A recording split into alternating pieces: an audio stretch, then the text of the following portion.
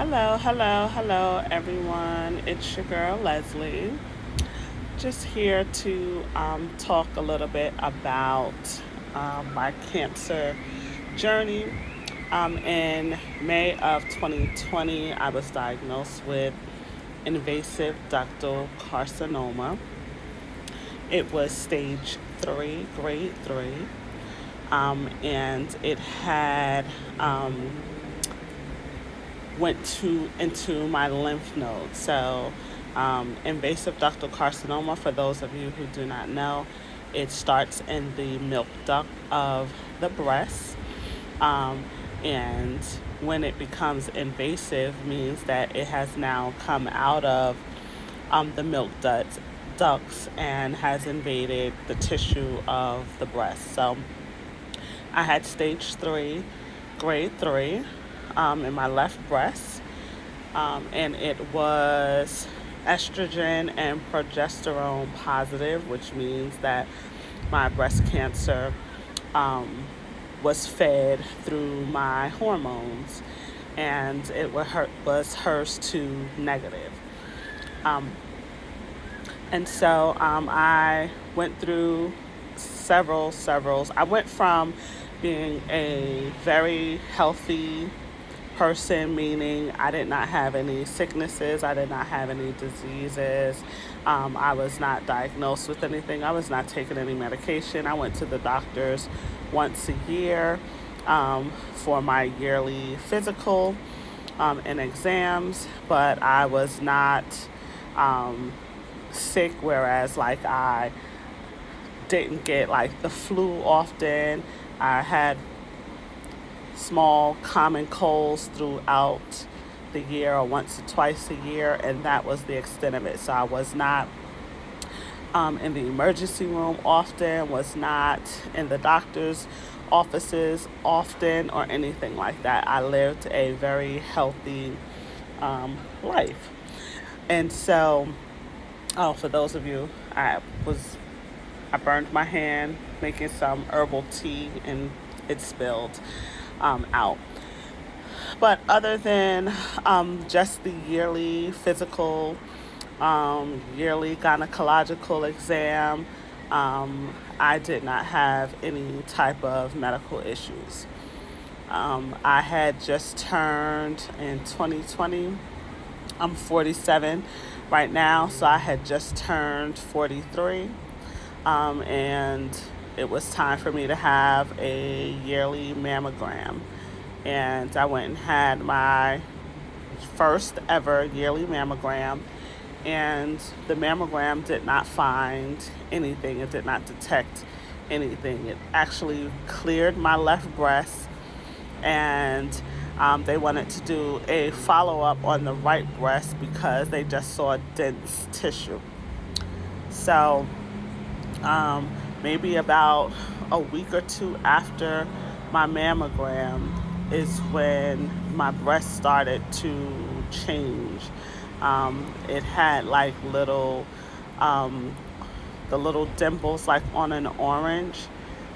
The skin was thickened, so it looked thick, and it was firmer to the touch, and the nipple started to invert inward. And so, of course, when I started Googling, looking up what this was, they said that the possibility of inflammatory breast cancer, which is the worse type of, or more aggressive type of breast cancer. But however, after going through several appointments, I went from no appointments or one yearly appointment to like two, three appointments in a week, every week.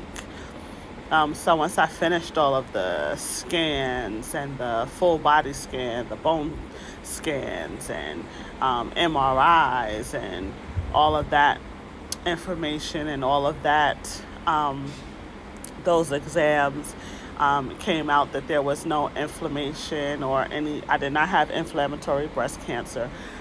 It was almost as if, or I believe, it was the Lord manifesting to me that I could see on the outward that something was wrong, because I never had like a lump or a mass. It was really just the thickening of my skin on the breast, the dimpling, and the nipple turning inward that even alerted me that something was wrong. I never felt pain, I never felt sick, none of that. So it was clearly only just what I saw that alerted me that something was wrong. Um, and so I didn't even have any cancer on the outside of my breast. There was nothing wrong with the skin. They just chalked it up to the skin was just inflamed. But I did have a um, breast cancer in my left breast. And so I followed the treatment plan of my doctor. I did chemo first, 8 rounds of chemotherapy. The first 4 rounds was with what they call Red Devil. And I'd have to go back and look at my book to find out the scientific name of the medication. But I took 4 rounds of what they call Red Devil and then 4 rounds of Taxol. I never had to stop any of my chemo because I didn't have neuropathy or anything. My blood count or anything never dropped, so I was able to go through all 8 rounds of my chemotherapy. I had it on every Wednesday, every other week. After I did the 8 rounds of chemo, I had surgery. Um, and so, because there was dense tissue in my right breast, I decided to have a double mastectomy with reconstruction, because I did not want to have a issue with the dense tissue in my right breast becoming cancerous, and now I have to go through this whole thing all over again. So I opted to do the double mastectomy, even though I only needed a single mastectomy, which was recommended by the doctor. I decided to just do both breasts with reconstruction.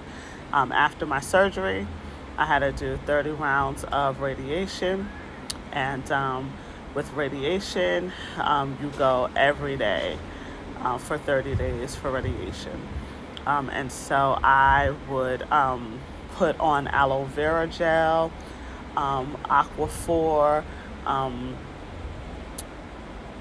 it's almost like it feels more like petroleum jelly or something, but Aquaphor, I would rub and put extensive amounts on my breast. So after I finished radiation, it never broke my skin. I never had like any type of burning or open sores. Yes, my skin color was a little darker in that area, excuse me, but now it is actually the same color as the rest of my skin.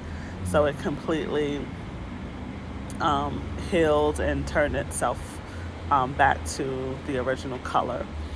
Um, so after radiation and all of my treatment was done, I was supposed to take a hormone blocker. They put me on letrozole for the next 5 to 10 years.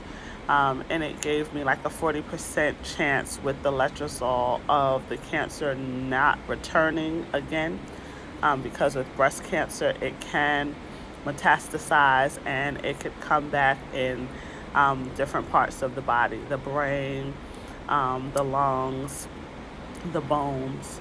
And so after taking letrozole for like 6 months, maybe, which was very crucial, like joint pain was ridiculous. I would stand up from getting out the bed, and I would have to literally like stand there for like a minute or two just to be able to move. Like the pain in the joints was crazy. So after 6 months, I opted out from taking the letrozole or any other hormone blockers, simply because the Lord was dealing with me about that medication, and because of my relationship with God, and knowing that He healed me, I stopped taking the hormone blocker.